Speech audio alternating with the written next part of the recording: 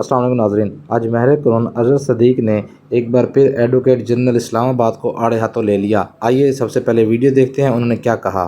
इंसदाद इंसाफ, तो ये सही फेयर कमेंट है। मैं एक हजाम के पास बैठा था, मुझे उसने कहा, कहता सर एक की तरफ जो है पीटीआई, एक तरफ एंटी पीटीआई और दोनों तहरीकें चल रही हैं, तो कैसे चलेगा।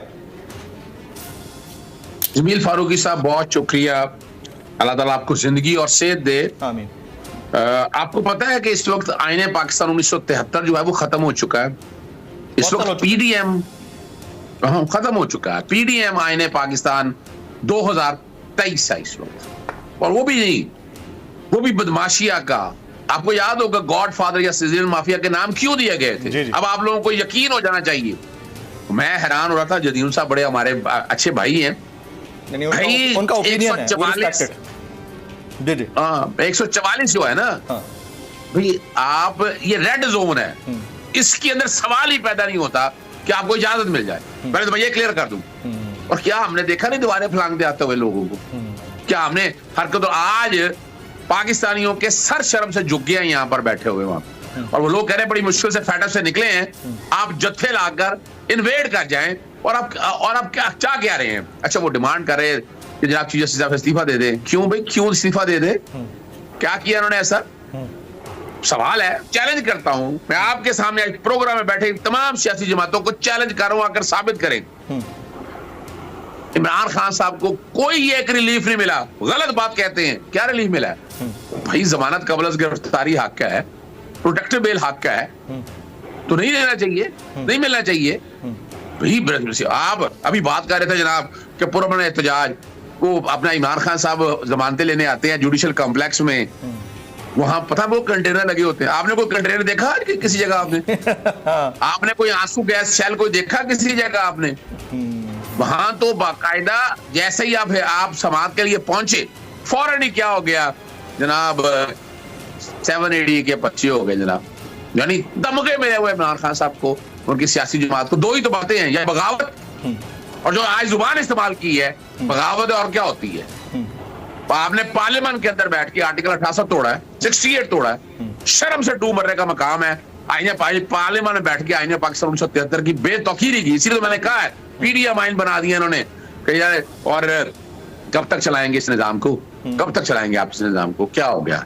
आपने इस मुल्क को पहले, आप 20 साल पहले ले गए हैं, और अब आगे कहां तक लेके जाएंगे आप? सवाल का जवाब है, मैं कह रहा हूं आ जाए, अगर जवाब दे कौम को 3 बातों का जवाब दे दें। यानी मैं पहली तो बात है, सुप्रीम कोर्ट से क्या फैसला आ सकता है सर अजहर भाई?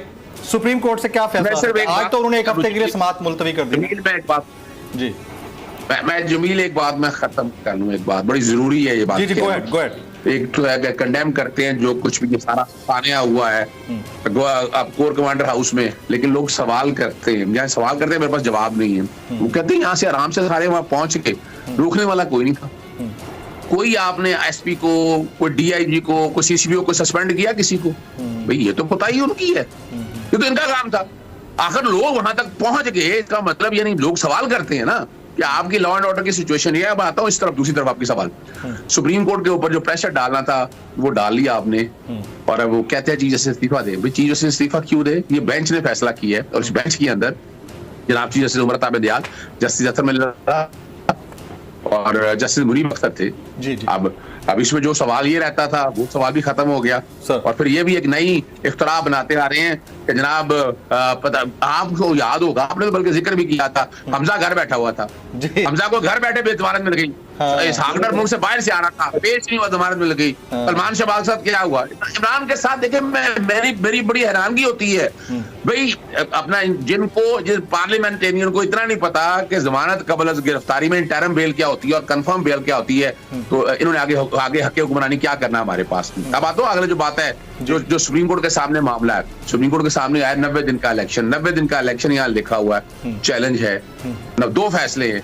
अच्छा, वो जिक्र करते हैं जनाब एक फैसला और है। भाई वो फैसला वो वाला, अच्छा अगर वो फैसला नहीं है तो नजरसानी की दरखास्त क्यों दायर की इलेक्शन कमीशन ने? बड़ी सीधी बात है ना। ये रिव्यू के लिए तो कहा ना, रिव्यू पे तो गया ना। सही, ओहो ये चपेट है, यानी इसका मतलब है कि आईने पाकिस्तान इनको नहीं आता। शायद अंग्रेजी मेरी कमजोर होगी, लेकिन इनकी तो अंग्रेजी चले ना सही। ये उर्दू में फारसी में, हिंदी में, जुबानों में। अजहर भाई अब जरा मुझे इजाजत दीजिएगा, मैं जरा जदून साहब की तरफ जाऊंगा। जदून साहब, मैंने तो अपने जर्नलिस्टिक करियर में, वो भी ऑलमोस्ट 2 डिकेड्स के ऊपर मुहित है, मुझे तो नहीं मैंने आज तक सुना कि चीफ जस्टिस ऑफ पाकिस्तान से किसी ने रेजिग्नेशन का मुतालबा किया हो। ये क्या हो गया सर? नहीं देखें, ये पॉलिटिकल चीज़ें होती हैं। ना चीफ जस्टिस इस तरह रिज़ाइन करते हैं, ना कोई रिज़ाइन होता है इस तरह। एक पॉलिटिकल स्टेटमेंट होती है कोई पार्टी, और चीफ जस्टिस ने कोर्ट के अंदर कहा जी बाहर जो होता है हमें से परवाह नहीं है और नहीं होनी चाहिए। जज कोई इस तरह नहीं होता कि कोई जलसा कर ले एक बड़ा या छोटा तो उसके प्रेशर में आते हैं। आपको पता है कि एक सिविल जज भी प्रेशर में नहीं आता, ये सिद्दीक अजहर साहब को पता है, ये बड़े मतलब है समझते हैं। जज प्रेशर में नहीं आते कोई भी। कल एक सिविल जज ने इमरान खान के हक में फैसला किया, परसों एक सिविल जज ने इस चीफ जस्टिस के बारे में उन्होंने खुद कहा है इमरान खान ने कि ये ऊपर से आर्डर लेता है, उसने उस हक में 2 फैसले किए हैं। इस तरह नहीं होता कोई कोर्ट इस तरह जलसे जुलूसों से या लोगों के अगर इस तरह होने लग जाए तो फिर तो आप 2-4 जत्थे ले आए जो मर्जी फैसला करा जाए। लेकिन इंसाफ जो भी बंदा करता है वो इंसाफ होता हुआ नजर आए और दोनों पार्टियों को बैलेंस रखे। किसी एक पार्टी की तरफ ये ना नजर आए कि वो टिल्ट कर रहा है, किसी एक पार्टी को एक डिस्क्रिमिनेटरी या एक ऐसा एटीट्यूड न दिखाए, कोई ऐसा इंसाफ न करे कि ये समझ आए आम लोगों को, आम रीजनेबल पर्सन को कि किसी की फेवर कर रहा है। ये मतलब होता है इंसाफ का। तराजू का बराबर का मतलब होता है कि आप 2 मुल्जिम आते हैं तो एक को अगर डिफरेंट ट्रीट करेंगे दूसरे को डिफरेंट, तो ये ऑब्वियसली ये काम होगा।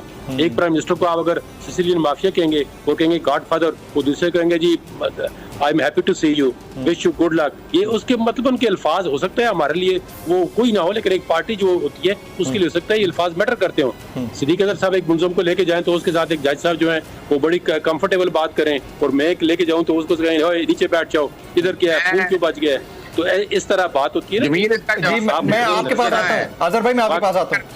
मैं आपके पास पॉलिटिकली जो चीजें होती हैं इन पे जज प्रेशर पे नहीं आते। जज अपने फैसले करते हैं अपनी जजमेंट के जरिए। वो लोगों का जब कॉन्फिडेंस होगा और जजमेंट के ऊपर ट्रस्ट होगा तो कोई कुछ नहीं कर सकता। इन अदालतें इन्होंने नहीं रहना, इंसाफ इन्होंने देना है। अब किसी को ये देखे ना, अब एक वकील का केस होता है तो वो जजमेंट पे क्रिटिसाइज भी करते हैं, वो अपने वकील को मुतमईन करते हैं कि आपके केस में कमजोरियां थी इसलिए ये फैसला हुआ है, आगे अपील करते हैं, रिव्यू करते हैं। ये चीजें होती हैं, रोजाना हम डील करते हैं। Very right. अच्छा सिद्दीक साहब, इसके ऊपर कमेंट कर दीजिएगा, फिर मैं बसरा साहब और नवीद भाई बैठे हुए हैं, कमेंट कर दीजिएगा, आप कुछ कहना चाह रहे थे।